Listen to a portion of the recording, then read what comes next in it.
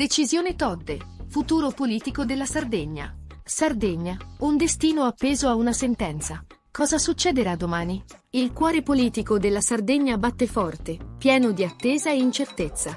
Un'intera legislatura, guidata dalla presidente Alessandra Todde, potrebbe trovarsi a un punto di svolta cruciale. Giovedì 22 maggio, alle 10 del mattino, il Tribunale di Cagliari emetterà una decisione che non è solo un verdetto giudiziario, ma che rischia di ridisegnare completamente la mappa politica dell'isola.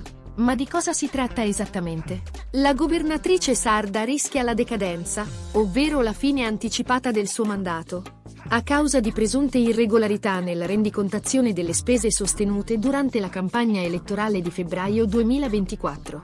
Questa possibilità è emersa da un'ordinanza del Collegio elettorale di garanzia della Corte d'Appello. La presidente Todde ha presentato ricorso contro quell'ordinanza, e ora la parola passa al Tribunale. Le poste in gioco sono altissime. Se il Tribunale dovesse dichiarare la decadenza della Presidente, l'intero Consiglio regionale verrebbe sciolto e si tornerebbe alle urne. Un'ipotesi che naturalmente tiene col fiato sospeso sia la maggioranza del campo largo, che esprime fiducia nell'attesa della decisione, sia l'opposizione di centrodestra. Dalla maggioranza, voci come quelle di Francesco Agus dei Progressisti e Michele Ciusa dell'M5S sottolineano la serenità e la voglia di concentrarsi sul lavoro per i sardi e sulle problematiche irrisolte, come la sanità, piuttosto che sulle questioni giudiziarie. Affermano di attendere il giudizio con fiducia, certi che tutto si risolverà positivamente. L'opposizione, invece, spera che la sentenza metta fine a un periodo di incertezza che, a loro dire, ha già inciso negativamente sul primo anno di legislatura. Fausto Piga di Fratelli d'Italia è chiaro: se si deve andare a votare, si vada a votare. Altri, come Stefano Tunis, criticano l'atteggiamento irresponsabile e l'incapacità della Giunta di produrre provvedimenti utili per i cittadini. C'è chi, come Angelo Cocciu di Forza Italia, mantiene una posizione più cauta, affidandosi alla decisione dei giudici. Intanto, il clima è stato ulteriormente scaldato da colpi di scena giudiziari.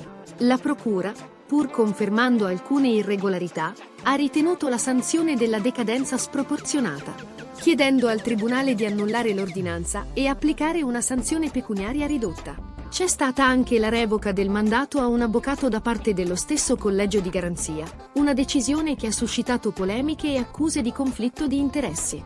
Nonostante la tensione, dallo staff della presidente Todde filtra un messaggio di calma: la presidente è serena e al lavoro, pronta ad attendere la sentenza a testa alta.